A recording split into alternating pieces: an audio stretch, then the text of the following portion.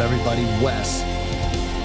Dead Air Knife here with Alway. Typical Lydia.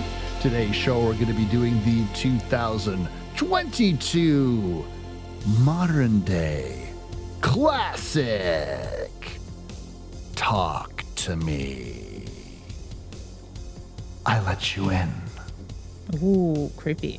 I thought you were going to go run. Or do it. Unbelievable. The peer pressure, Wes. Yeah, this was technically a Lydia pick, and I always feel a little bit bad bringing a new movie to the show, because we do typically do older films. And me and Chris were having this conversation last night about how we are a spoiler cast, and there is a real movement in the world that everyone spoils everything all the time, and people spoil things before they're even out, because we have a lot of ARC book readers, advanced reader copy readers. We have a lot of press, or so-called press, watching films. We have a lot of people reviewing music out there. Video games are ruined all the time by reviewers, and we don't play that game here at Dead Air. So it's not that new of a film. It's a year old or 2 years old. And we did like Frankenstein, but I mean, spoiler alert, if you haven't read that book. We did Nosferatu. I mean, spoiler alert, he's a vampire. I hope that people have seen this. This is one of those rare cases where I will say, if you've not watched Talk to Me and you're idly listening, I really implore you to watch it first, because it's great. Like, it has the Dead Air Splatter Pictures seal of approval, and it's worth watching, really, honestly.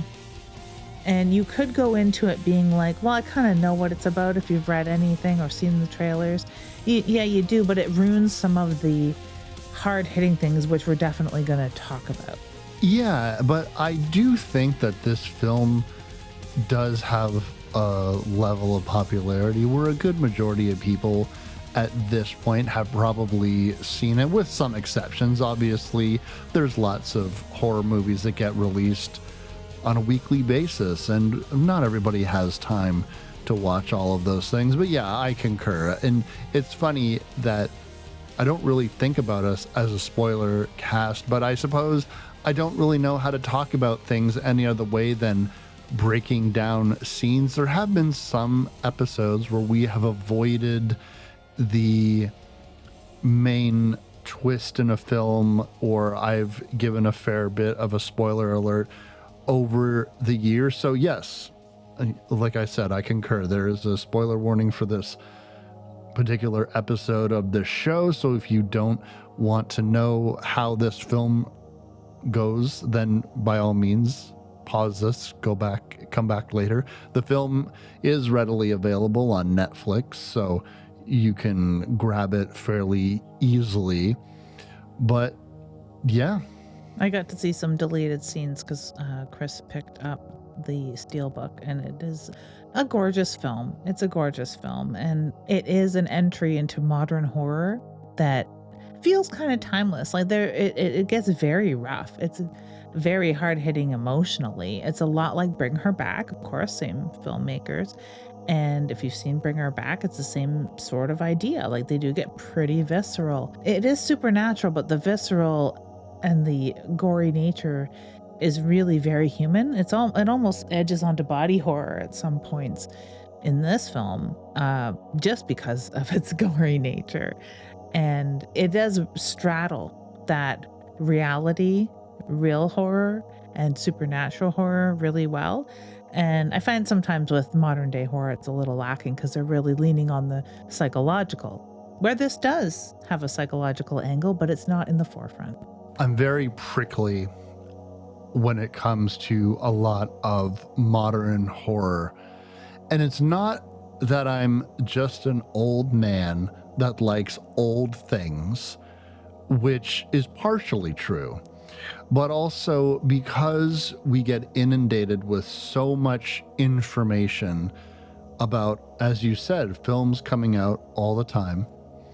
I always just feel a little bandwagony about this type of thing where, oh, we're just kind of talking about this film for the SEO of it all. And I can somehow just think that so many films have come out years prior that don't get a lot of attention. And I'm not talking about the Halloweens and the Friday the 13th and all that nonsense, because those films have secured their space in the horror legacy. I like to talk about the weird shit, the stuff that's over left of center, the things that not a lot of people talk about, even though we've covered quite a few classic hits on this very show. And I guess I kind of feel like, what do I have to say about a modern film? Because I do also, by the way, tend to make fun of a lot of modern horror quite a bit, and I kind of make fun of A24, and I make fun of metaphor in the basement type films, or films that are, in my opinion, not subtle allegories for something else. Talk to Me is very much a film about addiction and our online culture, going to bed with your phone in your hand and your earbuds. But sometimes that is important because the modern world demands our attention, as well as the glorious horror past. And I don't think that it would be possible because a lot of this film harkens back to the craze of salvia. You ever see those videos of people doing, or I guess you smoking salvia, and how they would behave being videoed and uploaded? Were you not part of that craze, but do you recall that? I actually don't. I think I Ooh. might have been on another area of the internet, but I can, through context clues, would it be similar to a lot of the harmful challenges that went around in this era? Like, I want to say 2014 forward, where people were ingesting things that they probably shouldn't, or doing challenges out in public that are dangerous. Obviously, drugs are dangerous if not done correctly, and depending on what kind of drugs you're also taking. But I suppose this idea of doing something reckless while other people record you, and regardless of how you come off, that being uploaded to the internet.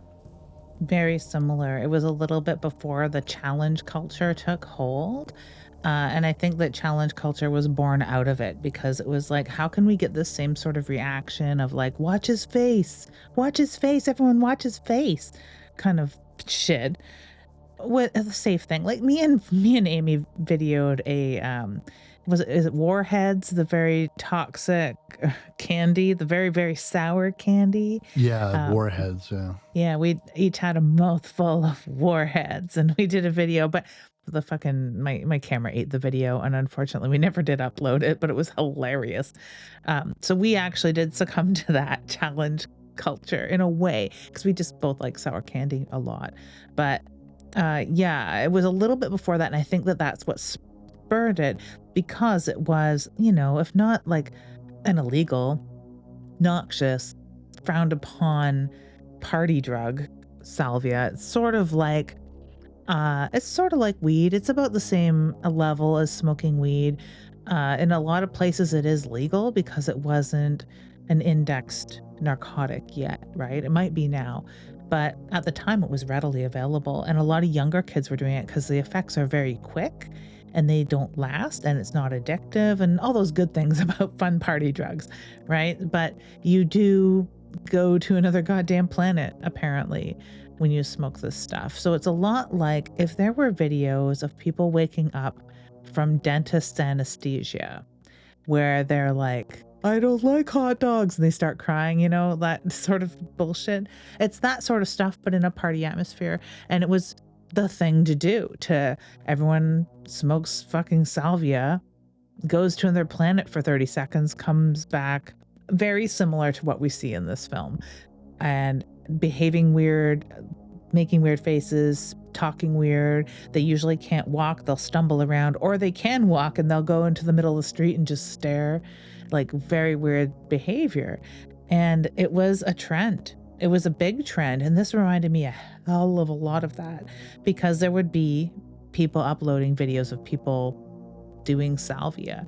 And you would see like the groups of people, they would upload like one of each person sitting around that campfire that day doing salvia. So it's a lot like it. And that is born out of phone culture, social media culture, the TikTokification of all the social medias. And this is where this came from. So you can't really make this movie and talk about these things in that way without having their phones in their hands and these being young people. Yeah, it's kind of reminding me from how you're describing it as modern day. It's recording people in the midst of a Fenty fold, people Yeah. suffering from the effects of fentanyl, and it's just as sinister, right? Because these people are out of their minds in this moment. They don't know where they are, and they certainly are not acknowledging you. And yet, people treat it as a fun house. Look at this! Isn't this eerie? Isn't this bizarre?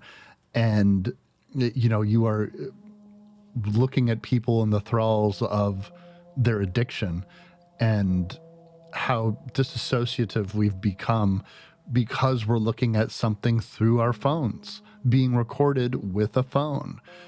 And I feel like I'm dumbing it down a lot by kind of coining it as look at his face culture, but that's really what it comes down to. Seeing somebody in a state, whether it be an embarrassing state and a drug induced state, it's a state where they have no control. And I think that's also what I love about this film is that these actors and actresses capture this so well. And whether it be just the silliness of seeing somebody drooling with their eyes bugged out to some of the more brutal scenes we get in this, we really get a gut punch feeling from watching this, even in the most, like when he's getting French kissed by the family dog. I mean, it's embarrassing and it's sad, but these actors and actresses go whole hog and they really give into it, maybe because it's part of their culture too, right? Yeah, there's a lot of gross mouth stuff in this movie that at some point it would be, if this was in another context, then you're watching National Lampoon's insert other words here type film. But I'm curious because when it comes to modern day horror films, elevated horror, which I believe that this would count as an elevated horror film, generally speaking, what is it about this film in particular that set it apart for other films? Because you don't generally bring films like this to the show. I don't. And it is elevated horror. Although I do like a good movie with an elevator in it. I do like elevator horror. It's gory, which puts it above a lot of those films. They take the elevator right to the top in this one. As far as elevated horror, I think that they've sort of cracked the code on that and found out what people don't respond to and what people do respond to. And I think that this is the best of the good parts. If you like elevated horror and you like the more psychological angle, the like strong characters, whether you find them annoying or not is moot, but yeah, if you like annoying characters, someone could like annoying characters, like that cut on the roof of your mouth that would heal if you would only stop tonguing it kind of thing. They've done that all right. I like all of that about it. And it does have a device that behaves a lot like a Ouija board. And I am all in for divination, the occult, speaking out in a dark room to unseen forces. This is that in spades. And I always pay close attention to good, strong, as much as I pay attention to religious horror, good, strong occult horror. And that's what this is. And we don't get a lot of it unless they're rehashing old properties. And I'm fine with remakes too, but something new come to the table. Yeah. The other big proponent is that it's Australian and they always do a good job. Yeah, there is a lot of really cool Australian horror out there. And I tend to feel that when it comes to this type of elevated horror, I think that there is moving into showing a little bit more gore with it, depending on who the filmmaker is, obviously. But when we're talking about particularly gushy ass possession films like When Evil Lurks or something like that, or was it The Evil Within? What was that movie? Where Evil Lurks. Yeah. Mhm. Where basically that whole town gets possessed by demons and stuff like that. That's a great flick. Talk to Me is one of those films that when it was released in 2022 was on the tip of everyone's tongue. It was a film that people had said you've got to watch out for this one. It was released somewhat early into the year, I believe, and generally speaking, every year there is a small handful of horror films that get a lot of buzz within the horror community itself. Now, when it comes to the general population, horror films get spit out all the time and they go through their cycle of going to the movie theater, going to streaming, and then making their way to home video. And then the cycle begins anew with another whole batch of films.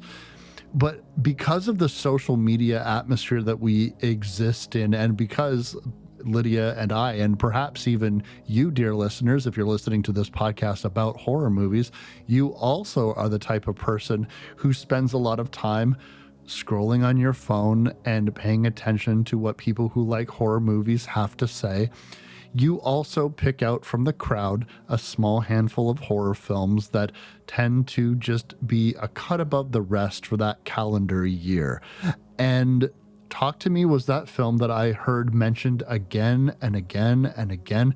And even the poster itself, starting there, was so captivating. And I remember seeing it in the movie theater at the corner of my eye, seeing that poster on an escalator as I was going up the stairs, and you just see that hand coming out of the darkness, and you're like, oh, what's that? It grabbed your attention. And so this film, much like the follow-up, Bring Her Back. Bring Her Back is top of mind because that's really what inspired me to watch this. These guys know what they're doing when it comes to grabbing people's attention with their horror films. And this one started out as a short, I believe, right? Oh, did it? A lot like that one about Lights Out or Yeah, Lights Out. I mean, even one that we did recently was a short, Black Coat's Daughter. And heck, Terrifier was a short to begin with. So, yeah, so it's really is the way that a lot of particularly novice horror filmmakers do to get into the industry, a proof of concept. This goes all the way back to like the 16 millimeter version of The Evil Dead that Sam Raimi and Bruce Campbell had put together just to demonstrate, look, we can put a film together and it's going to look something like this. And so there is a lot of, particularly now with people coming into the film industry from various ways, either through people who are making shorts on YouTube, like in Lights Out and Don't Breathe, and some of those films that you had just mentioned, and other people coming from like making music videos or whatever else that they're doing. We have influencers now that make full-blown horror films. Shout out to Iron Lung, an incredible film that a YouTuber, Markiplier, made that's big with the kids. So Big with the kids. You had mentioned it, and I do have it on my list. I am very interested to see it. I'd like to see the musical artist and former YouTuber, maybe current YouTuber. She's still a YouTuber, Poppy. I'd like to see Poppy make a horror film. I think that would be surreal. But I mean, we'd be in backrooms territory. I think this film was on my list, but not on my must-see list. It was on my some drizzly Sunday morning, maybe stumble over this movie list until I watched Bring Her Back, which was astounding.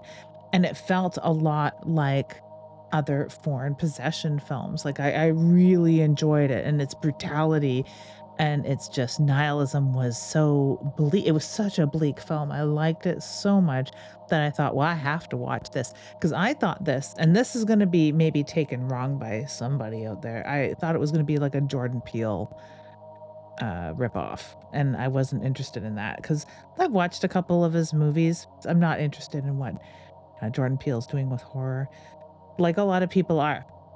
And I just didn't feel like watching that. If I wanted to watch a Jordan Peele movie, I'd go watch a Jordan Peele movie.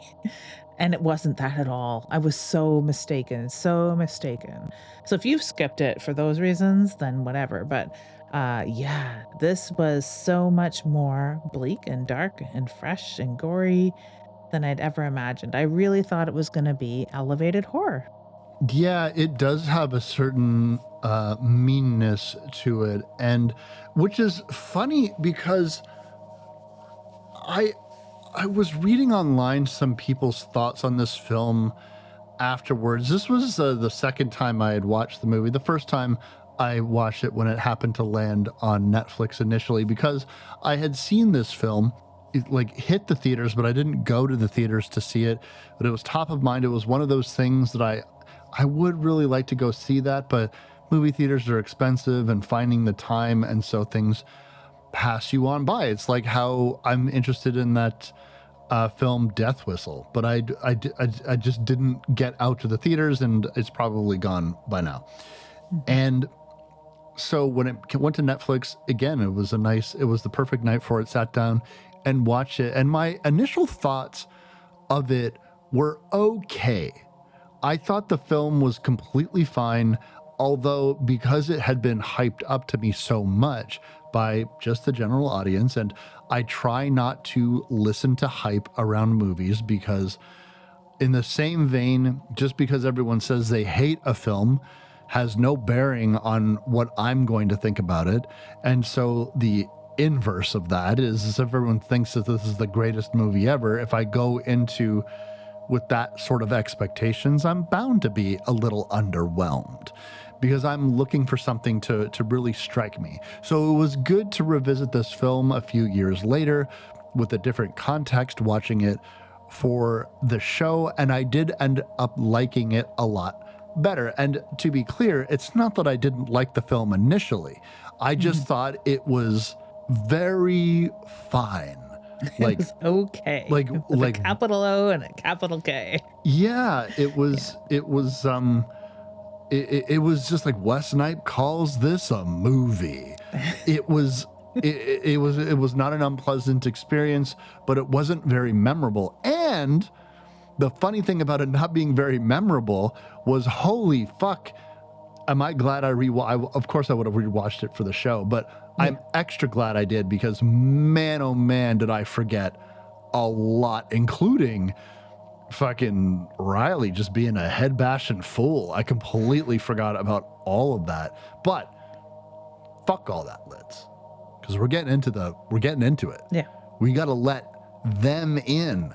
So what is this movie even about anyways? This movie is what happens when you let peer pressure take over entirely. And on the flip side, when it's not peer pressure at all, and this is something that you genuinely want to do. I'm sure with the craze of Tide Pod eating, hot pepper, salvia smoking challenges, it's really 50-50. 50-50 peer pressure of, we get it with Riley. You look cool with a cigarette kind of bullshit, which he does not succumb to. And this looks fun. People I trust, look up to, appreciate, love are doing this thing, and it looks like they are having a world of fun. And I want part of that. That's where this peer pressure crosses over into a personal choice, a free will choice to do something fucking stupid. And I don't know. Wes, if I propositioned you with the hand and talk to me, because it is about the hand, would you want to do what they do with this hand? No. First of all, I am notoriously a buzzkill. So Yep. I'm definitely that dude that would be like, this doesn't seem very safe. And also, I'm a massive skeptic when it comes to ghosts of any kind. So I would also be, also, why am I at a party? Like this, like none of this Yeah. makes any sense. This Let's proposition, get to the reality here. Yeah. Yeah, Who are these people? Why am I here? this proposition is completely nonsensical, Liz. But no, I don't think I would. Would you? Well, could you be coerced into touching this embalmed hand of a supposed Satanist? I would definitely want to touch the embalmed hand of the supposed Satanist. Absolutely. I think I would even say, I would do a lot of experimentation here with how many times can you say talk to me and just look at this fucking thing without letting it in, right? Because wouldn't that be fun? You just grab, talk to me, let go, talk to me, let go, talk to me, and just see all these crazy fucking 13 ghosts, man. It's 13 ghosts. I think it would be super cool. I would not go the next step. I wouldn't want to be in the room when people are doing this either, really, aside from that experimentation of being able to see ghosts. Being able to see ghosts is fucking cool, no matter how you slice that.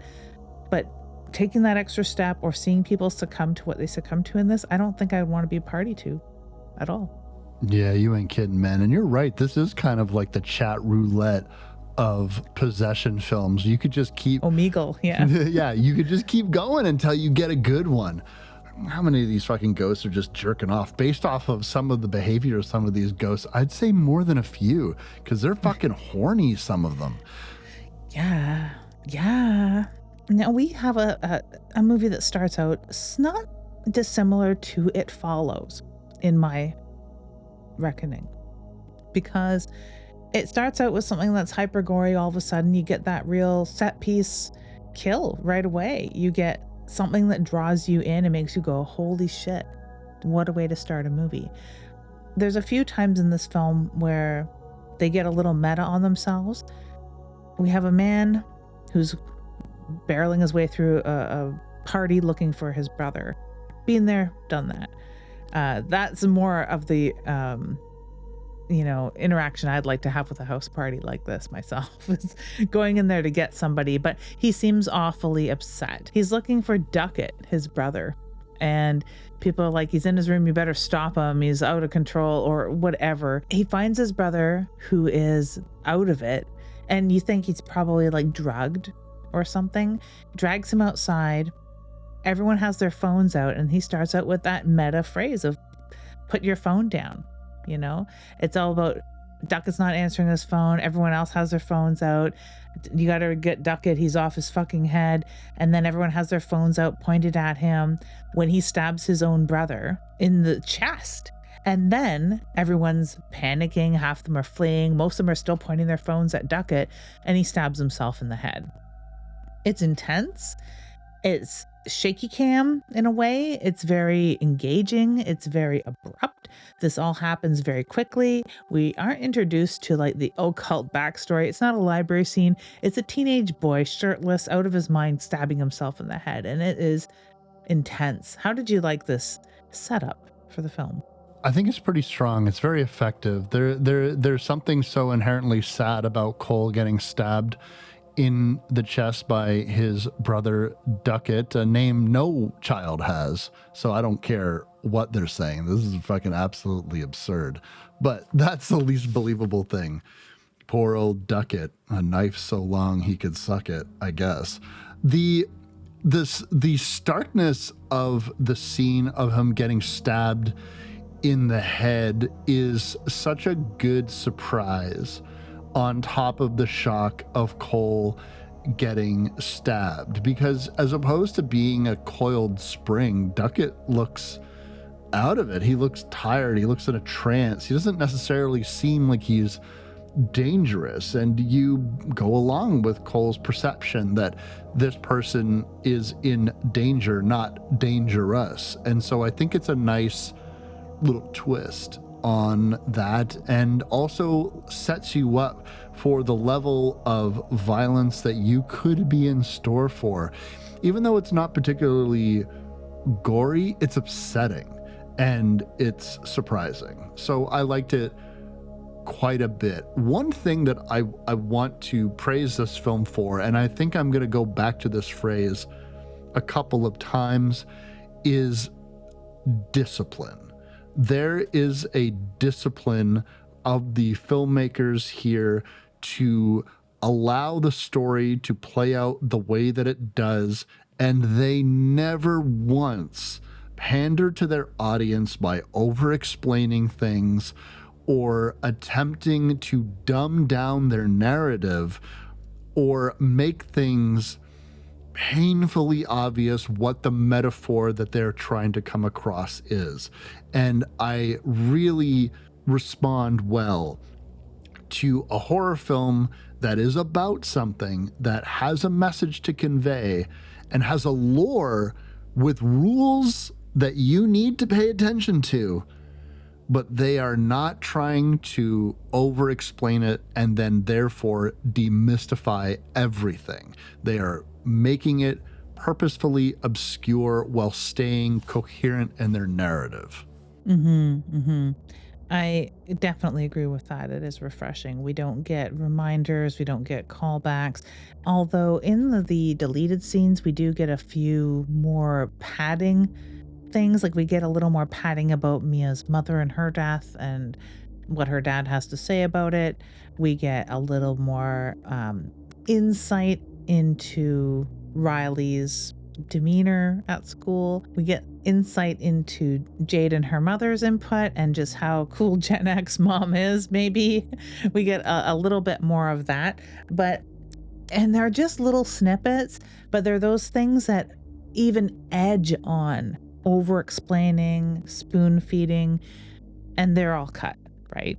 I mean, I could see them being left in. It wouldn't bother me too bad, but it's adjacent to spoon feeding.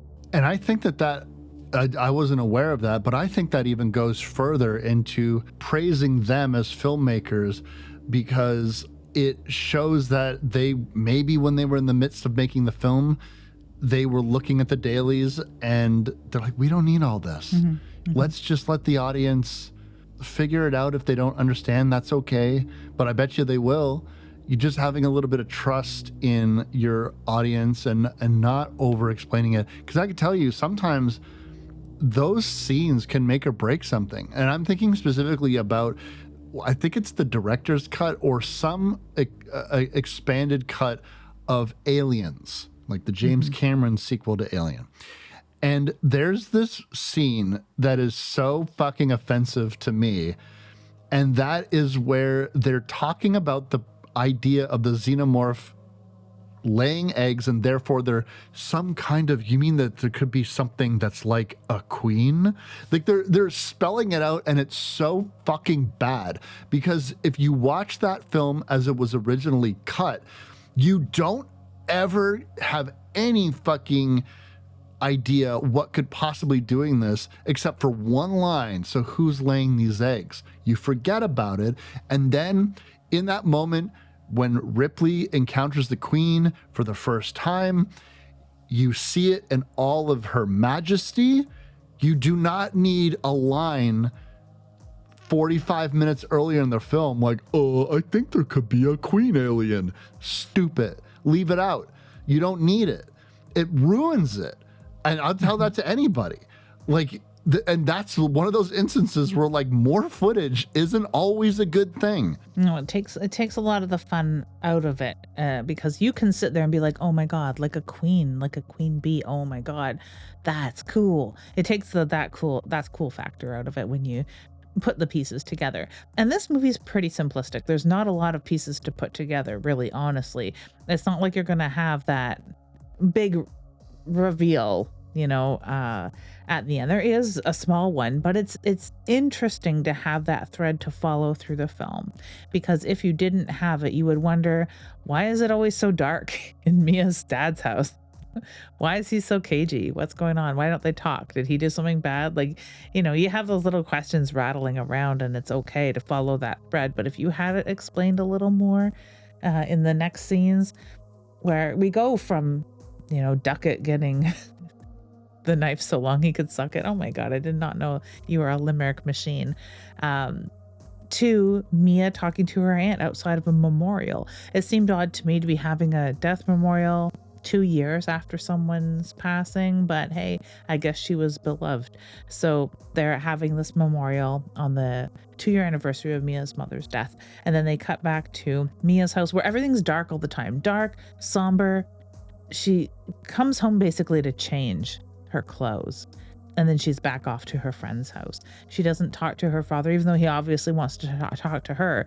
And that is an interesting device of making your character want something, or at least a B story character wants something. You want to see the scene where her and her dad talk, right? So they pull that taffy as a beeline story throughout the whole thing. Um, you would get a little bit of resolution if there was more, hints about what he wants to talk to her about. 2 years after someone's death, it can't possibly be about her mother's death, could it? But yeah, they pull that taffy.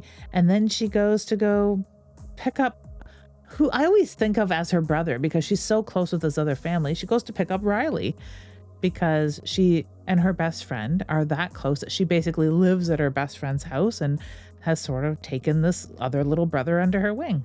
Yeah, the relationship of Riley and Mia could be viewed as siblings, and I think eventually that is realized in the film.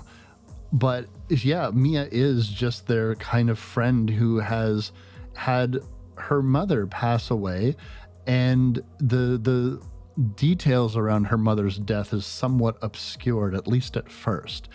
And that plays into, I think, Mia's disposition on her mother. The interesting thing about this encounter is that you could see that Mia is working to help out Riley because Jade, Riley's actual sister, isn't answering her phone.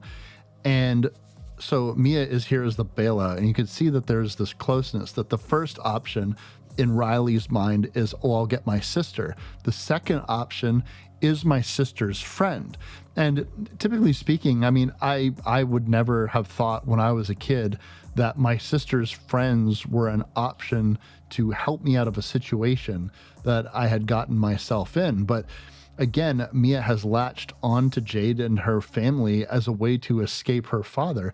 Interestingly enough, this is going to be because, at least the way that Mia describes it to Jade's mother eventually, is that it's just so depressing being around her father, which is why she doesn't want to spend much time with him or really talk to him about any of this. And I suppose since he lives in this little cave, it's hard to disagree with her. But this is the same thing that people will use against Mia because other people find Mia depressing when I wouldn't really describe her as depressed because she is dealing with the anniversary of her mother's death, and it probably every year that this falls on is difficult for anybody. I remember the day that my father passed away. I always take a moment to think about him, and it's a little sad for me that day. So this is not unusual. I tell you what is unusual, Lids. Fuck, these kids go to a lot of parties. This is a party fucking town. It really is a party town, but I guess they have nothing better to do, and I think that is one of the only very few, very small things about Adelaide in Australia that we not living there wouldn't understand. Maybe it is um, a little more middle class, and there is like a more fun loving spirit there. Later on in this film we see them hop on a bus, a city bus, pay no fare, and just take the ride for one stop and get off, and my brain is like breaking on that because I'm like, how did they not pay for the bus? Why did they all just get on the bus, take it for a ride, one stop, and get off? There's free buses on city, like the certain loops in Adelaide. So like that's how fun loving they are. It's so you can get from party to party, Wes, and not have to have any money. You got nothing else for teens to do but conglomerate at one another's houses. I mean, it's a small town kind of thing in a big with a big city vibe, right? So none of them seem to be mobile. They're somewhere in between kids on bikes saving the neighborhood and when those kids get cars and drink themselves to death or whatever. It's somewhere in between that. So they have nothing really to do. They have no money with which to do, it, and they have limited means of transportation because like Mia drives, and I think they're all like under 18 except one guy, right? Like they're all kids basically. Yeah, this reminds me a little bit when I was a teenager, like becoming a teenager, and you wanted to go to gatherings like this because this is what made me a cool teenager. Cool teenager went to a house where there was a lot of people and there was drinking, even though everything is fairly low key. But Liz, we ain't just talking about drinking. We ain't just talking about drugs because there is a viral attraction going around this small community of young people, and that is possession. You heard it here first. The way to be the coolest kids on the block is to have ghosts at your party. So start inviting them now. Now they've brought Riley along with them and Riley's friend, which is just kind of weird, but okay. They're young enough that they have to have their young siblings tag along with them. Gen X mom, played by Miranda Otto, who plays Eowyn in Lord of the Rings, which was a childhood hero of mine. Reading those books, I was never as taken with a female character. Yeah, she's great. She's great in this too. Mhm. That line she has, like, "On God, I will punch you in the face," if it to her son is so fucking funny. It is, and it's very much like I just wrote her as Gen X mom in my notes because she is literally Gen X mom. Like, just don't get pregnant, don't die in a ditch. Other than that, do what you want, but like, don't get into trouble, don't cost me money. That's kind of how it comes out. She's always lying to them, like, "Oh, like, don't worry, Jade already told me that you're going to a party. What's this party you're going to?" And she just keeps going in and out of everyone's room, just like, "So this party you're going to, go to this party," which is so funny because Riley coerces his way into this party by saying, "Oh, I'm going to tell mom that you're going out." It's like, "Oh, well, mom pretty much already knows." And it's like, "Oh, well, then I'll let her know that you forgot to pick me up." And I just thought to myself, I don't see this as being I don't see this being a reason that Jade would get in trouble just based off I'm not saying that the mother doesn't care, but I'm saying, well, hey, Jade didn't pick me up. Mia picked me up. Well, you're a fine. So Jade, hey, in the future, don't do that. Like, it would be a talking to that would be like 4 lines. So Yeah. why do you really feel, unless you would really punch them, then maybe that's a whole other story. But at the end of the day, they go to this possession party and we get a glimpse at the star of the movie. It's on the poster, for God's sakes. The star of the movie is this hand that came from a possessed Satanist, a reputed Satanist, somebody who was a psychic, a medium, maybe. The story is hazy at best, but it is a decapitated hand, or not decapitated hand, it is a severed hand. And it is in a pose like it's about to take your hand, you know? It reminds me a lot of those like wall mounted coat hangers back in the day that would be hand shaped and things like Yeah. that. Candle holders that are hand shaped. It's creepy looking, kind of. It's covered with graffiti, much like a stolen lawn gnome. It is plaster casted. So when they're like, it's not a decapitated hand, like, what are you talking about? I keep saying decapitated. I know that's the wrong term, but whatever. Uh, I'm gonna roll with It's okay. it. So they're like, no, it's cast, it's got plaster over it. So if you crack that open, it's got this dead guy's hand in it. Okay, sure, I'll believe you, whatever. It looks cool. It looks creepy. It looks like, do you have a cast of your teeth kicking around the house or anything? Some people do.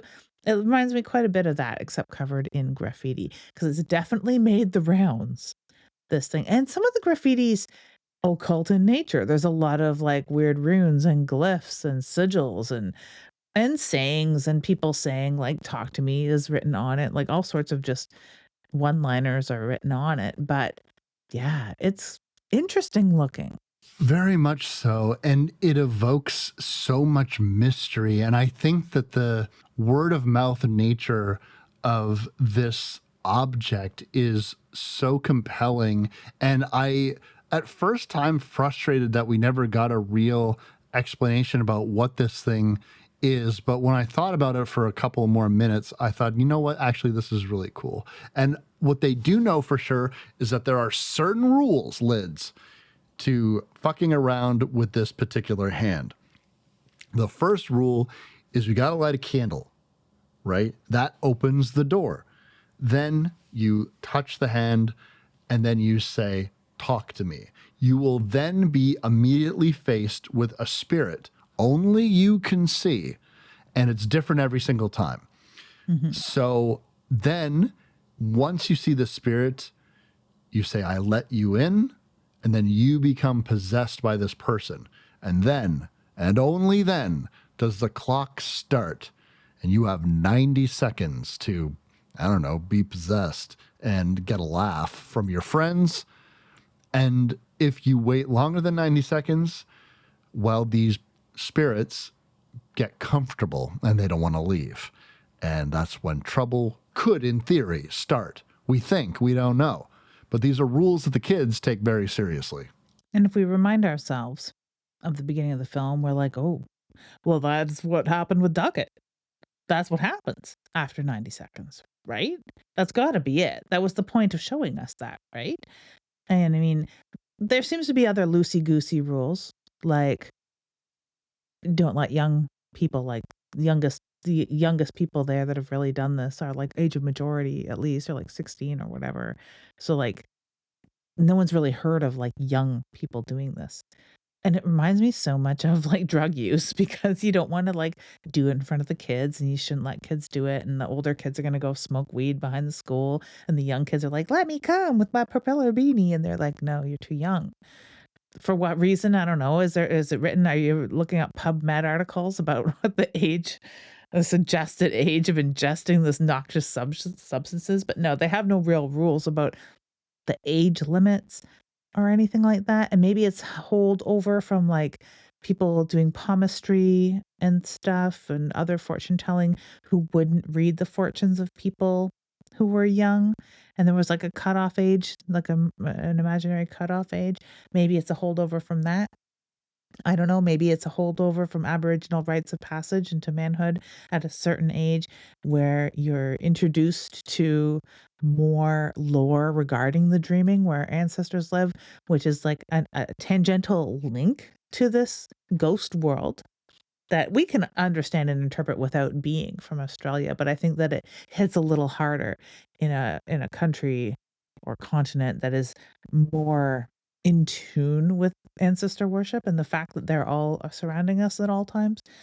Yeah. I really like the looks of these ghosts. And it is jarring. Mia, who is sort of shunned in the community to a certain extent because of her morose nature. And I guess, I think it boils down to the fact that she's not posting fucking TikToks all the time because little Riley has a friend that he looks up to who looks quite elvish in his estimation, who's got blonde hair and is a good looking boy. He posts TikToks all the time. His friend does. Haley does. Haley's like the kind of jockey girl that hangs out with her friend Joss, who have the hand. They own the hand, for lack of a better term. They're the ones bringing it to parties anyway. And like they all post fucking TikToks continuously. Her friend posts TikToks. Her friend has the crazy frog ringtone, so she's automatically super fun. Like, but Mia doesn't. The only thing she does to do with like TikToks or video on her phone is to watch and rewatch a video of her and her mom sort of doing a play on a viral video that she probably never published anywhere. So she's no fucking fun, right? And she's the first person to be like, you know what? I'll give it a go. Talk to me. And that's where we begin with seeing our spirits. What do you think about the ghosts in this? Because we're not seeing stringy haired ghost girls. We're not seeing anything clean and put together. We are seeing gnarly, they almost look like demons or zombies. Basically, if they had some kind of horrible injury in life, they're very wet, very bloody spirits. There are some exceptions, but they're pretty horrific.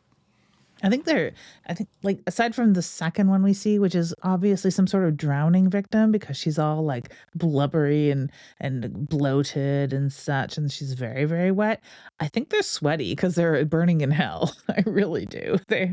All their eyes are, like, cataracty and stuff, but, like, the first ghost looks pretty typical, really. You know, just wrap him in some fucking chains, you got Marley, man, like, that's what he looks like. He's an old dude, he's an old ghost. The next one, she's like a drowned victim, sea hag, it's fucking crazy looking. I would have liked to see more of them because we do get a montage of people taking the hand and saying, "Talk to me." Their eyes go black, they often go limp or rigid or something in their seats, and they're usually tied to their seats. That's another, like, loosey-goosey rule that at least Haley seems to have. Maybe it's because of the whole ducat problem. They tie people to their chairs quite tightly when they're undergoing this. And they're usually you would think they'd be a little more strict about having 3 or 4 of the strongest kids there ready to pull the hand out of somebody's hand when it's 90 seconds of elapsed. But even from the get-go with Mia, they kinda go a few seconds over. I mean, I didn't have my stopwatch out, but it obviously was going on a little long. Do you know the interesting thing about severed hand lids that I kept thinking about? Are you aware of Darcy McGee's here in Ottawa? Yes. So Darcy McGee's is this restaurant, dear listeners, if you must know, and you must, because the reason why this is relevant to talk to me is inside this restaurant is the casted hand of Darcy McGee themselves, who died in a shootout or something. I can't remember exactly the lore around it, but just lying there on a pillow is the hand of Darcy McGee. And now all I want to do is lift up the glass and clasp the hand and say, "Talk to me." And who knows who I might be able to speak to. Maybe his assassin. Oh, maybe.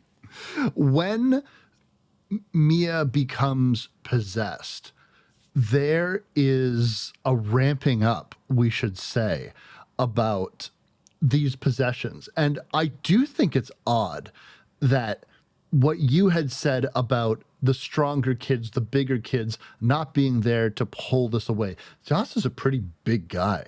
But it seems to be more often than not in this story, they're caught completely flat footed with how strong these spirits could potentially be. And I'm curious if, depending on perhaps how malevolent the spirit is and the types of spirits that are getting attracted to people, it depends on how strong the pull is or how desperately they want to stay. Because Mia, her eyes go black and she begins to look through the crowd and she points out Riley specifically and says that there they are. They're behind you. It's like this spirits that only Mia's possessed body can see have a special interest in Riley, and he's genuinely freaked out. He's a little kid. They're all kids, let's be fucking clear. They're all teenagers, but he's even younger. So it's made probably even worse. And like the one person who just still does not really buy this at first is Jade. She's jaded towards the spirits. I don't blame her in a way because, like, she just wanted to come and hang out and be cute and hang out with her new boyfriend, Daniel, who is kind of Mia's ex-boyfriend in a way. They didn't really like date, like, they held hands once. They're like, it was a long time ago. They were kids, whatever, doesn't matter. Um, but it's suddenly taken on a really sinister turn, especially because Mia, who's sort of like a black sheep and who is her best friend, but she's a little uncomfortable with sometimes, has just yelled at her little brother with "He'll split ya" and "Run," and like got very intense and very scary right there. I mean, I don't blame her. I would kind of be in her shoes there with like, let's just go. This is not fun. Yeah, and I think that it's one of those things where because the immediate question that I have is, what is in it for the people getting possessed? Why is this so interesting for them? Because to me, it's a bit of a humiliation ritual, not to use too modern of a fucking term, but it's like, why would you subject yourself to this? At least if you do drugs, you feel high. If you get overly drunk, you're enjoying being drunk until you take things too far. But there is a high. There is some kind of intense feeling of pleasure, of energy, of a rush when this possession happens. And Mia is hooked. And I think that there's another layer to this where Mia is seen as a target that we won't know for sure until a little bit later. Yeah, she seems really susceptible for whatever reason. Some people are ghost magnets. They really are. So maybe she's just one of those. Maybe it is someone is waiting on the other side for her and it's like magnetized, right? And other ghosts are drawn to her because of that conduit to the other side. Perhaps that could be it. Or she's an addictive personality because she describes it as a rush and like it's like sitting in the passenger seat and some people like that feeling of losing control for whatever reason, and that's more addictive than the high of the substance or whatever chemical reaction's going on. It's an emotional need, right? And I think that she's just maybe got both of those going on. Or she's a direct line to Riley because for whatever reason they seem to fucking like him too. Well, what's not to like? He seems like a very timid child, I suppose. I don't know. It's very scared and ends up wanting to sleep in Jade's bed. But even though he is much younger, Jade rightfully is like, you're not 9 years old anymore. Like, you're not sleeping in this room. He will go and seek out comfort with Mia. This begins like, or this like really emphasizes like how close Mia is with this family. Even though Mhm. Mia's not the first option, it's still a level of comfort for Riley when he is feeling afraid, but he won't feel so afraid because this party just keeps happening. And it's like a daily thing. They just want to go to another party. And this time, the party is going to be at Jade's place. Everyone's going to be coming over, and Daniel's going to be there. And this is when things take a dark turn. But also, like, there was an aspect of this while watching these parties where it's like, okay, so the possessed person gets a rush, everyone gets a laugh. This certainly can't be the whole party just endlessly getting possessed by ghosts. Wrong. Yes, that That's is exactly that it. is the party, and it's more because in the next party we really get a sense of what this party looks like because it kind of looks like from the first encounter that Mia has. Everyone shows up, you smoke, you drink, you listen to music, and then the nightcap is a little possession, and we all record it with our phones and have a laugh, and then we all go home. No, this is just rapid fire possession, and everyone takes turns. It's like spin the bottle, but with ghosts. It basically is, and I mean, without that rapid fire ghost roulette, it's maybe more similar to like a Pop Chip and Parents party with a horror movie, right? Because there's not a lot of drinking, there's not a lot of socializing, that's not what it's about. It's about sitting around and being scared, and that's what these kids are doing, but in a much more kinetic, dangerous, and highly filmable way, where they are all rapid fire taking turns, and we had already seen Riley want to do this, be told he's too young, but he's really in on he's excited to see this. He thinks it looks fun. They make it look fun. I mean, aside from Danielle making out with the dog once, whatever. I mean, embarrassing. He had even said, like, and Jade had said, put your phones away, no phones. But inevitably, the phones come back out and they're all filming each other doing this until Daniel's like begging, I want to do this. Not only does Jade put her foot down as the older sister saying, no, you can't. She leaves the room. She's like, I'm done with this and you and all y'all.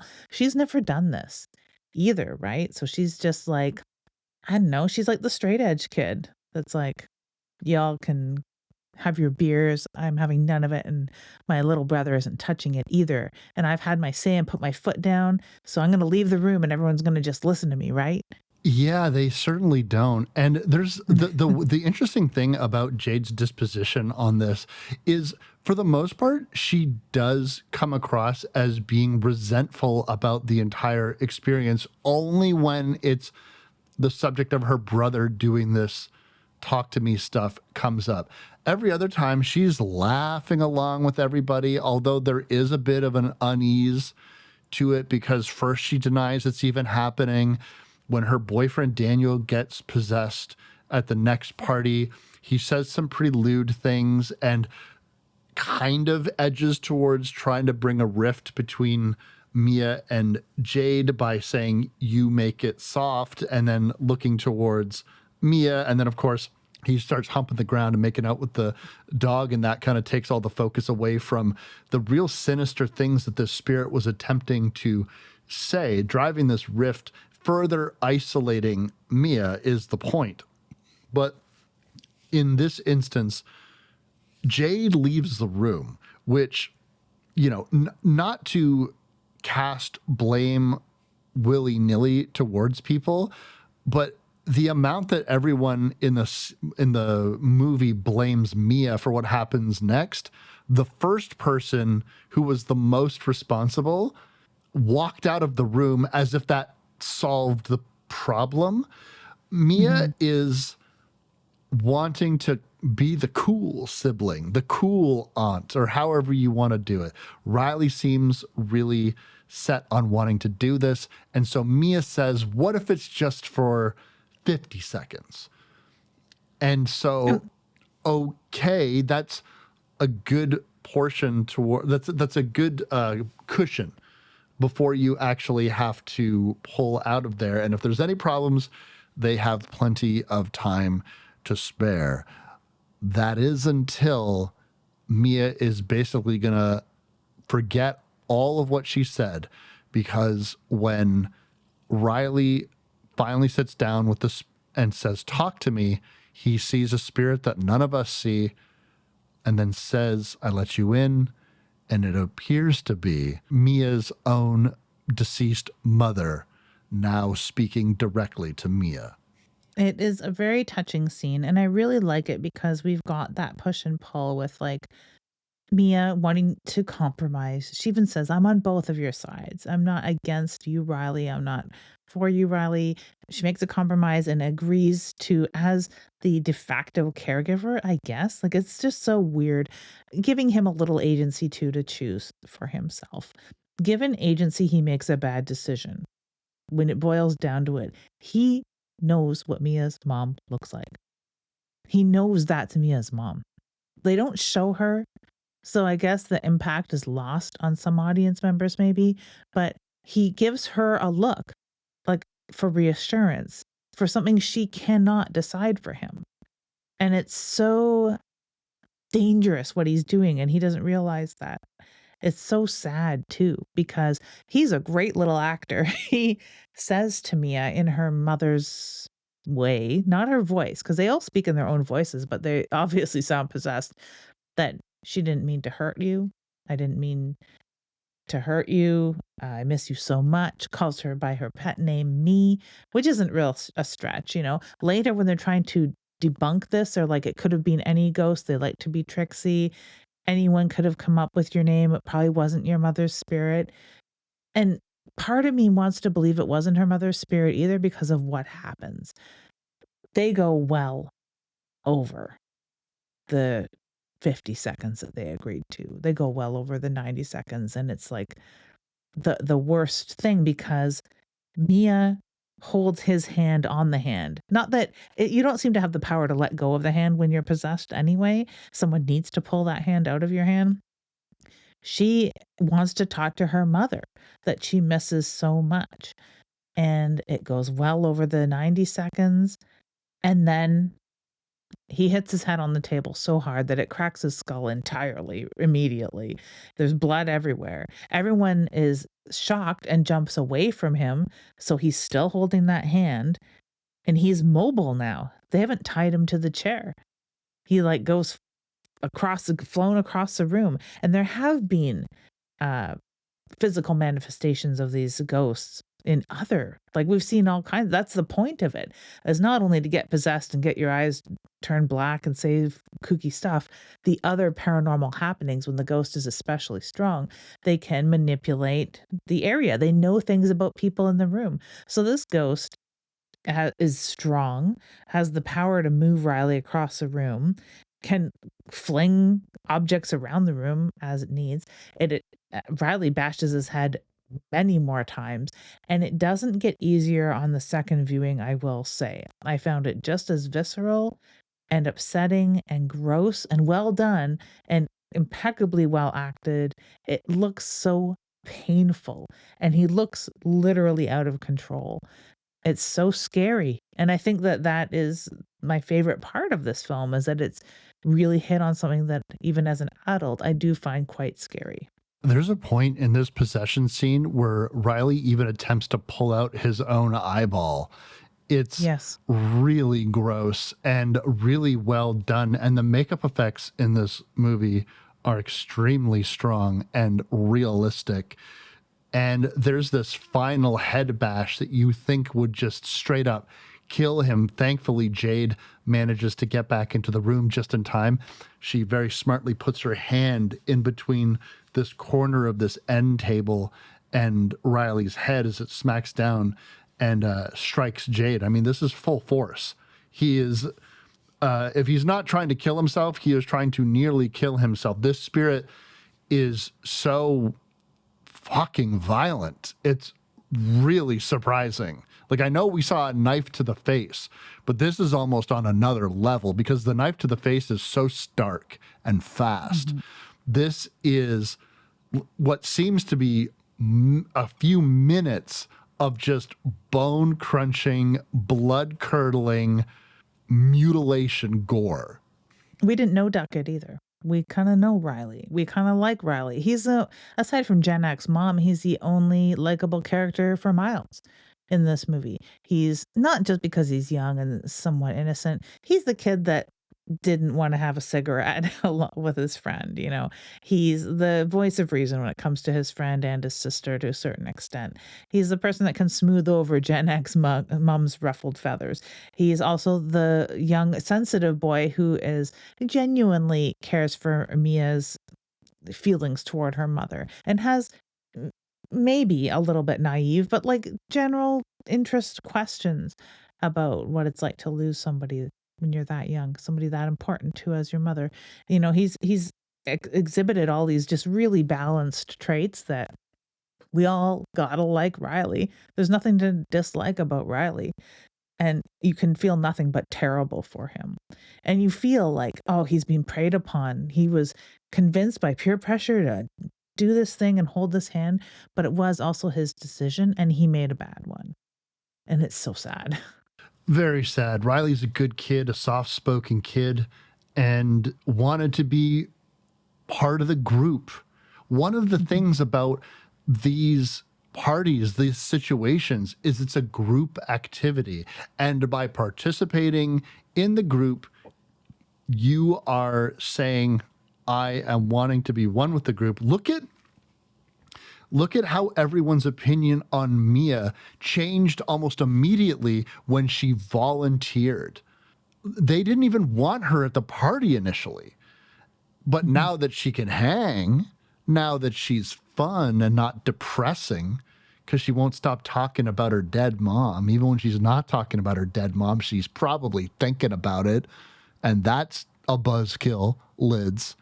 So there is this aspect. And by the way, Riley has seen what happens when you don't participate. You're Jade, you're his sister, the person that they called boring, the person Yeah. that everyone just thinks is a big, big nerd, and who walked out of the room ostracized. Riley doesn't want to be ostracized. He wants to be part of the group and pays for it dearly.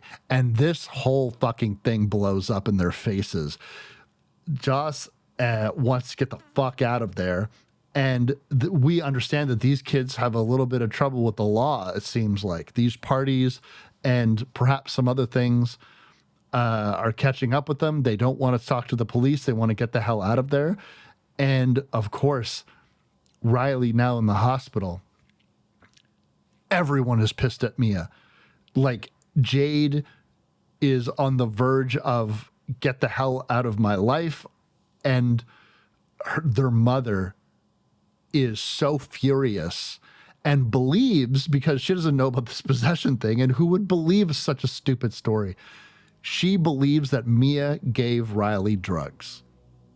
Mia had a small interaction with drugs at one point. I mean, sure, with morning, maybe that was what she turned to. Like a box of wine maybe would have been more Jade's mother's speed, but because it was a marijuana cigarette, she's now labeled as the druggie. And it's all in fun and games and just kind of tongue-in-cheek ribbing up until this point where she's convinced that she must have drugged her son because he's not a psychotic. She knows him. And yeah, we could agree. She probably does, But yeah, what are you going to do? Tell these parents and cops that it was the possessed hand? We're having a possessed hand party. You know how those things go. And we let a minor hang on to it for more than 90 seconds. Like, if it was a really cool town, they'd be like, oh my God, it was a possessed hand. And the cops would be like, you didn't let him hang on to it for more than 90 seconds, did you? But we're not in that fictional of a territory. She goes to give Sue, Jade's mom, a hug and is pushed away. So she is now re-ostracized, completely shunned by this family who she has taken on as her own. And it's very hurtful. And I can see that because it wasn't really her decision to make to let Riley hold the hand, but she was compromising. She was initially trying to make a safe decision. It all fell apart. The cops are involved. I mean, everyone's scattered. It's really sad, actually. And what's made worse is the fact that Mia already feels ostracized, and she felt ostracized before this. There's going to be a couple of times in which Mia is going to call out to somebody, like, don't leave me alone. And it's heartbreaking the way that she delivers these lines. And you feel awful because this is a family that has taken her in, and she is very grateful to have this outlet for them. They've always been a pillar of support, but when the chips are down and then they believe that she has harmed Riley, she is called out for something that she secretly probably feels, that she's a charity case and a burden to everybody. And first her mom left her, and now everybody else. Except, did her mom leave? Because she's seeing her mom a lot lately. Now, even without the hand. And that is like what makes me think she's just a magnet for this. Or hell, did she even ever really let go of the hand? Or is this the real danger of hanging on to that hand for even more than 1 second over 90? Because she did that the very first time that she held the hand. She held it for more than 90 seconds. So maybe there really is a door open within her, and her mother has found her way in. And so has Daniel to a certain degree. They are still just friends. There's nothing weird about this scene, and I really like the friendship nature of it all, and that somebody fucking cares about Mia because she goes home. It seems her dad isn't even there, which maybe, I mean, that's part of their distance, probably. Maybe he has a demanding night job or something, or works at the hospital. I don't know. But she goes home alone. Daniel's sort of stranded now because the cops didn't call his parents. He doesn't want to go home because his parents would know that something happened, and he kind of doesn't want to talk to them about it, the fucking possession party, or Daniel's like involvement with what has happened to Riley, maybe. So he goes over to Maya's. I always want to call her Maya. So he goes over to Mia's and plans to spend the night there. And they are just friends. They're going to sleep chastely with his head at one end of the bed and her head at the other. And she does want a little bit of comfort, so she does snug up to him a little bit, but like they are literally just friends, and it's just cute until it's not. Yeah, this is fucking wild. One of the things that I really still kind of struggle with this narrative is, on the one hand, I understand this is all a metaphor for drug addiction, depression, peer pressure, all this kind of stuff. But also, it's a little bit of a story about friend groups growing up and breaking apart, splitting apart based off of various reasons here and there. Sometimes when you start dating somebody, particularly in a small area where everybody knows everybody and people have dated each other, jealousy can form. But one of the things that I feel really sincerely is this jealousy angle that they tried to put into this doesn't really work for me, because Jade and Mia and Daniel all seem to fucking get it. They like it was such a casual, barely anything relationship between Mia and Daniel years ago. Nobody seems to care. Other people tried to say like, she's cozying up to your boyfriend there, and Jade at no point buys it for a second. Only later on in the film does they begin to start saying things like that, where it would seem that Jade does buy into the jealousy angle. But I don't know, it just doesn't really work for me. And this incident is pretty damning, but I think given the point that they're all at mentally with the fact that they are dealing with possession and ghosts and this crazy shit happened, I feel as though people should understand. That being said, why do you think this fucking ghost immediately goes for Daniel's foot and just starts sucking on it? Like, put those grippers away. It is pretty gross. I'm not a foot fan by any stretch of the imagination. Yeah, I'm quite repulsed by feet. And this scene is just gross. Like, it's cute that she, and maybe it shows the power of the ghosts too. What sort of control, and maybe we get a glimpse into what it's like being in the passenger seat, as Mia puts it. Seeing the ghost do stuff, but not knowing it's your body doing that stuff. So you think you're outside of it entirely. That's an interesting angle. Like, I never really thought about what it's like to be in that passenger seat. I always had an idea, and maybe we all did watching this movie, that the person succumbing to the possession is aware that they're doing this.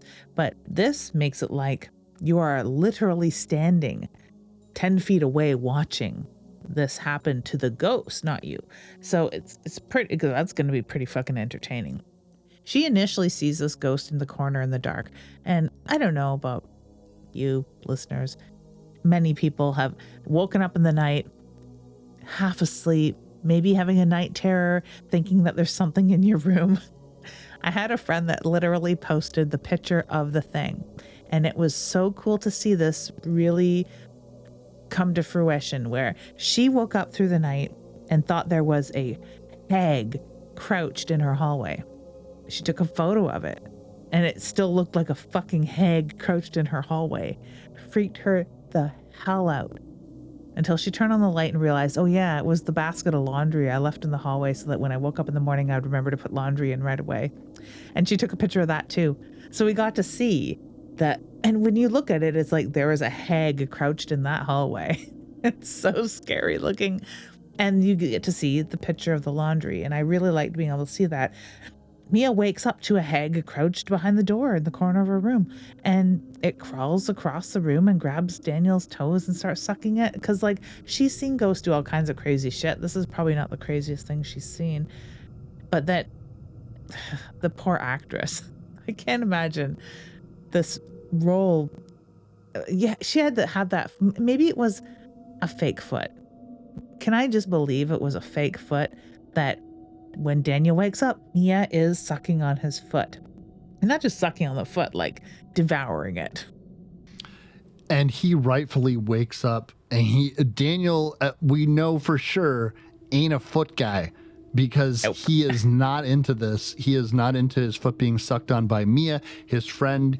He escapes away from her, and they're finding themselves in this position where Daniel doesn't seem to be getting better. In fact, he's getting far worse, because and by the way, his face, holy fucking shit, does this kid look beat the fuck up.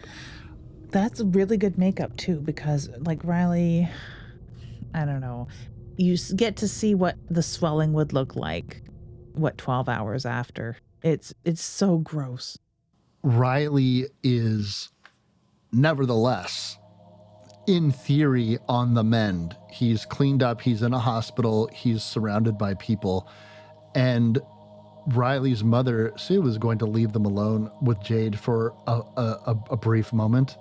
And holy fuck, the second Riley wakes up, we're back to square one, to the point in which there is so much blood.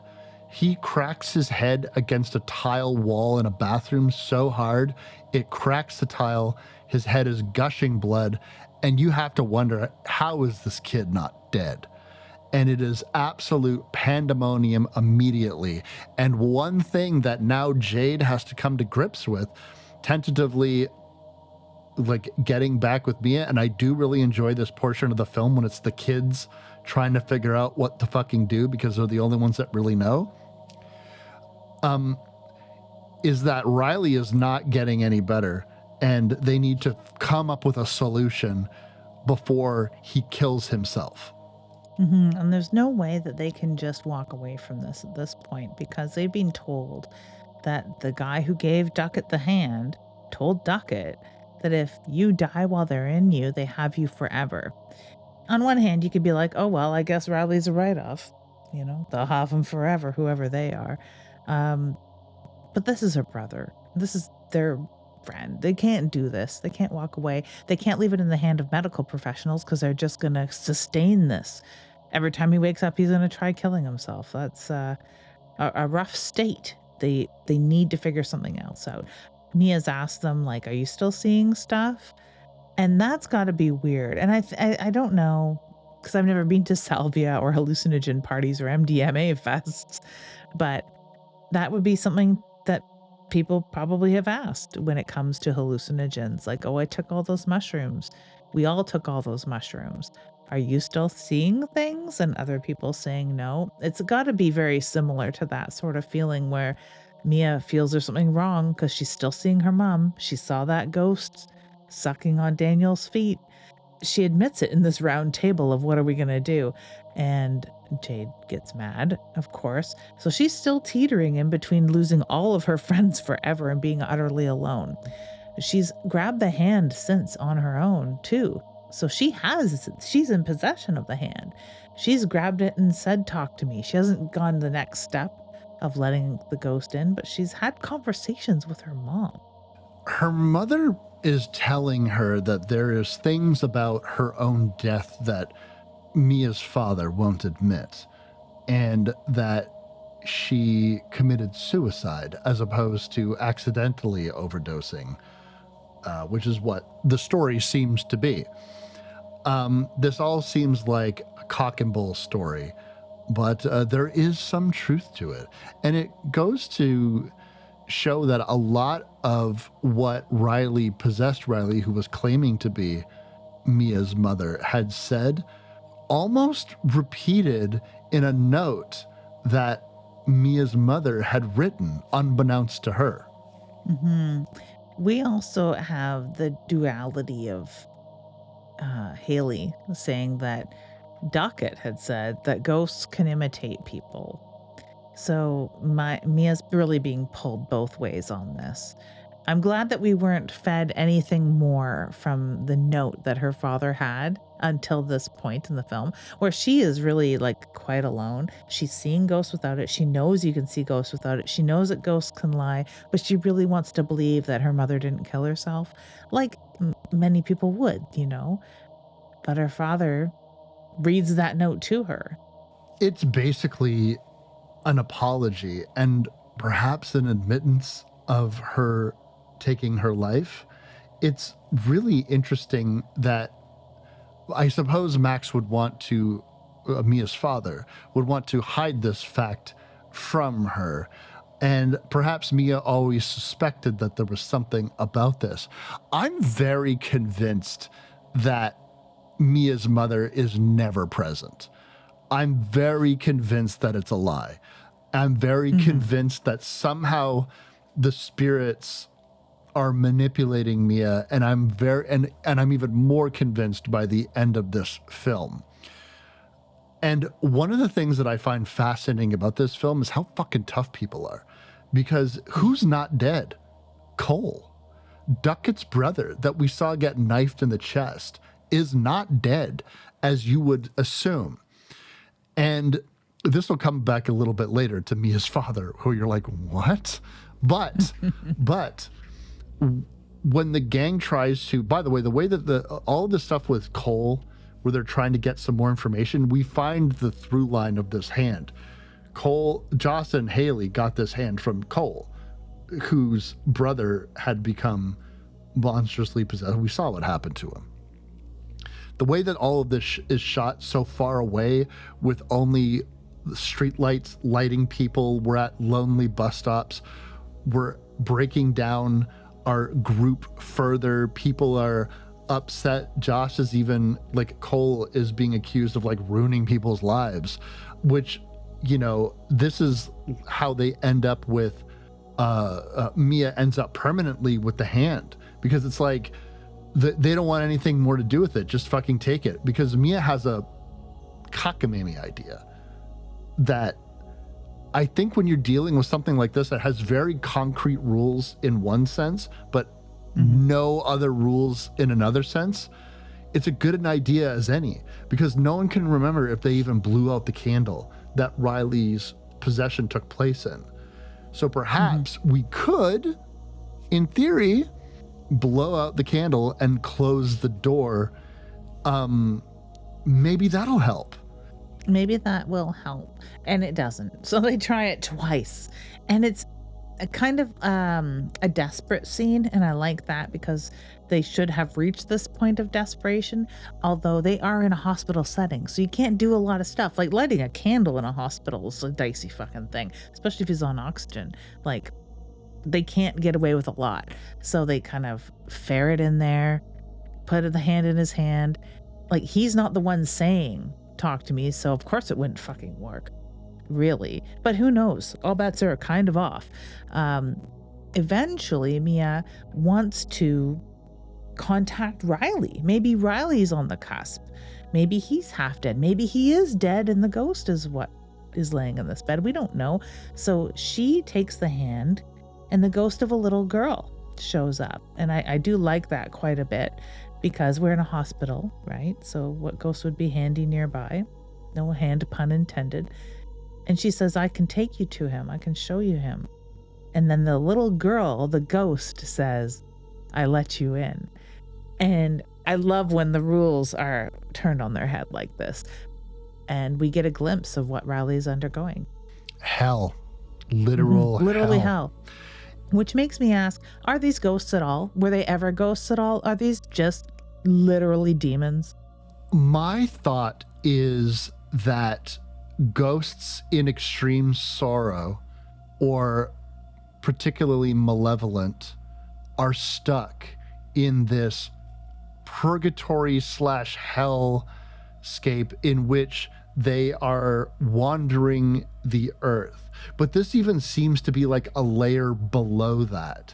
So perhaps they're the medium, or however this hand operated, whoever created this hand, if it's a severed hand, we don't really know.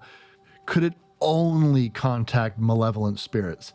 Everyone seems to be kind of fucking miserable. They at best they don't encounter friendly people. They encounter people in extreme sorrow and misery. And that's the best case scenario, because they also clearly encounter people who are fucking violent and angry and mean. And Riley is in the throes of being torn apart by 100 fucking spirits of all shapes and sizes. And he seems terrified and in complete agony. And no one can really communicate this, because Mia is the only one that has seen it. It's so sad too, because we become convinced now, at least I do, that it really wasn't Mia's mother at all, but she's still going to cling on to that. And we know there's no hope for her in a way. She's completely given in to the idea that she will continuously be seeking the spirit of her mother, even though she knows that it has caused this grievous injury within Riley, that Riley's in hell being torn apart, that there's maybe no way back for him. Like, I don't know exactly what she's envisioning as a course of action. It starts with trying to get Riley to a place in which his spirit can be set free. Now, her final moments of gearing towards this first start with losing her last bit of connection to the world, and that is her father, so she believes. This spirit, and this is how come I'm absolutely convinced that her mother was never present, never was, never will, because they can manifest an evil version of her father. Looks eerily similar to the kind of fucked up version of her mom that looks all mutilated and stuff like that. And this is going to result in him, what we see is her collapse on the floor as her father breaks into the room because she's screaming. And she is envisioning herself struggling against her father, who's a huge fucking dude and is probably terrifying. And he does end up getting scissors to the neck. And in any other movie, that would be it. Like scissors to the neck and that huge geyser of blood that comes out. But miraculously, and we're not going to find this out for a little bit later, but Mia is going to call Jade to her house to meet her, and Jade is going to encounter her father, who has survived. And when Jade calls her mom, being like, "Have you heard from Mia? I'm at Mia's house, blah, blah, blah, blah." Her mom is like, "No, Mia's here at the hospital." She knows there's something up. She obviously has the hand. She's obviously going to try this again, even though the little girl ghost kind of showed them that there's really no hope, and they've already tried putting the hand in Daniel's hand. I guess she figures that's what she's going to do again, so she races against time back to the hospital to stop whatever Mia's planning on doing. She's obviously like full-blown possessed in her own way by the spirit of the hand, let alone the spirit that might have been masquerading as her mother and or her father. So she's up to no good. It's dangerous. Whatever she's going to do is going to, you know, the math is easy. How do you best release the soul or spirit of somebody who's suffering? You kill them. So I guess she's very worried she's going to kill Daniel. It's hard to tell exactly what she thinks is going to happen. All she knows is she needs to stop it. So she races back to the hospital where Mia has grabbed Daniel and put him into a wheelchair and is trucking him out of the hospital.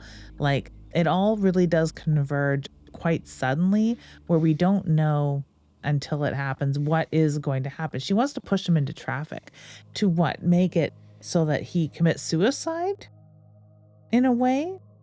And makes a decision himself? Like, if she's going to kill him, why not just kill him? Like, you're in a hospital. There's a lot of ways to do that. I think it comes from this sense that Mia is quite literally under the influence right now. And she has this spirit of her mother, so it seems, kind of over her shoulder, whispering into her ear, giving her ideas. Meanwhile, I wanted to back up just a brief second to acknowledge the fact that Mia's mother, as she's calmed down, has a very nice scene with Mia where she says that they didn't find any drugs. I'm very sorry. You're a member of the family. I was angry. I was wrong. It's a very sweet scene. And for the love of God, to have this mother figure in Mia's life, just throw this fucking girl a bone, who just is...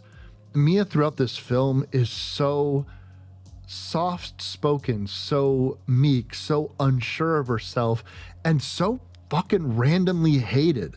Like, because her mother killed herself, and somehow this is Mia's fault. And the more isolated she feels, the more she wants people not to leave her, the more people push away from her. And trying to have a connection and be part of a group leads to Riley's situation. And even though Cole does hint that the body can naturally repel the spirits over time, and it will eventually reject it if he's kept safe long enough. All of the spirits are telling her, and the spirit of her mother is telling her, push this kid into traffic. And in that moment, you think it's going to happen. And they play a little bit with the camera work. But in that moment of clarity, what ends up happening is Mia decides to break the cycle. Somehow intuits that the target all along might be her. And she throws herself into traffic where she seems pretty hurt, but she does manage to get up. She does. And she looks a little bit broken, but no one's really around. And that's your first hint that something's up, because she's not limping too bad, but she's walking back to the hospital. And there's traffic stopping, there's emergency vehicles, emergency personnel, Jade's on the sidelines, and she just makes her way back to the hospital. And there's doctors rushing here and there, and she's like just walking, obviously a little bloodied, a little beat up from being flung into traffic. No one really sees her. She sees Riley in a hospital room, mostly healed, with his mom and sister. No one sees her. She turns and looks in a mirror, and even a doctor walks in between her and her mirror's reflection that should be there but isn't. And she's like, what the fuck? Could be a dream, could be limbo. It's definitely limbo. She is absolutely definitely dead. She sees her father walking out of the hospital, obviously recovered from his grievous wound. And I love the ending of this film because it doesn't explain everything. There's not a word spoke till the very end. She is in darkness. The lights in the hospital keep shutting out. She turns to a room to follow people. In the waiting room, the lights turn out. She turns down a hallway to follow her father. The lights turn out. She turns back around to go back the way she came through the hospital, and the lights turn out. And suddenly she's in a completely darkened space. And there's nothing but the light, perhaps a candle glow off in the distance. And she gets closer, and she hears people speaking in a foreign language, but it reminds you a lot of a table with a bunch of teenagers gathered around a plaster hand. It turns, she can't see it. She is that plaster hand in a way. She sees a young man seated at a table with his hand out, and she clasps his hand, and he says, "Talk to me." And that's it. Like, it has been described to us exactly where Mia is. She's on the other end of that hand, and that is so effective and so sad. It really is sad, but it does come around that we get that glimpse, unless it's not true, of Riley being healed, his family being whole once again, her father, unfortunately, grieving the loss of two women in his life, but alive, and Mia's dead. Yes, it's the sense of time and space seem completely irrelevant in this afterlife. And even though, thankfully, Mia herself doesn't seem to be in hell of the same sort of hell that she envisioned Riley in, that could have even been a ruse that the spirits projected towards her. Again, this level of malevolence never really explained. Why are they so hateful? Why are they so violent when Mia herself just seems confused? Does she understand that she's dead? Will she understand at this party in Greece, apparently? How did the hand get all the way to Greece? That's an interesting question. It was in her backpack and it ended up on the street. We know now. Who knows how long ago this was? When she was in that hospital, it's been months. Everyone's healed. Everyone's walking out. How long has it been that she's been dead? A year? 2 years? 20 years? We have no idea because there's no indicators about what time period this new party is at. And ends on such a bleak note. And yes, I too adore the ending of this film. I couldn't see it ending any other way, really. I am very interested because apparently there is a sequel in the works that, from what I understand, tells the story of Cole and Duckett and the origin of the hand from their point of view. I mean, I would like to go all the way back. Let's go back to the inception of the hand. That'd be fun. But I wouldn't mind even a future story, a sequel, a direct sequel, in Greece. That would be super neat too. I mean, I really enjoy this world. I really like the lore that they've made up around this hand, because apparently the filmmakers have a Bible with the rules of the hand, because they really just cooked up the mechanics of how it works on their own. So there's probably other rules to the hand that we don't even know, right? So I would love to hear the lore that is in their Bible. So what do we got next for them? Coming up next, we have the 2017 film Veronica. So screw Greece, we're going to Spain, and it is a possession film. So I really like staying on this tack for a little bit. Yeah, as I was watching Talk to Me, I was like, I know a movie about a bunch of teenagers that use an artifact and try to follow rules, break the rules, and end up in a horrible situation because of it. And I was curious if you had ever seen this film, and you haven't. So I get to show you a newer, it's almost 10 years old at this point, but it's a newer possession film that a lot of people like. I'm pretty excited because I do like my foreign films. Haven't seen a Spanish film in a little bit, and I do appreciate those. So yeah, very excited for a new possession horror. Newish, like you said. The film tactics from 10 years ago seem to be pretty fresh still, so it feels new. Yeah, and much like the spirit world itself, time and space are fucking meaningless. So who cares how old these films are, new they are? They're new to us. Damn right. I am Wes Knipe. And I'm Typical Lydia. And you've been listening to Dead Air. If you like this show, you can find more episodes and other content on splatterpictures.net, Spotify, or wherever you download podcasts. We also upload all episodes to YouTube now, if you'd prefer to listen that way. You can find us across social media like Instagram, X, and TikTok, and the show is edited by Lydia Peaver and hosted by Lydia Peaver and me, Wes Knipe. We'll see you next time.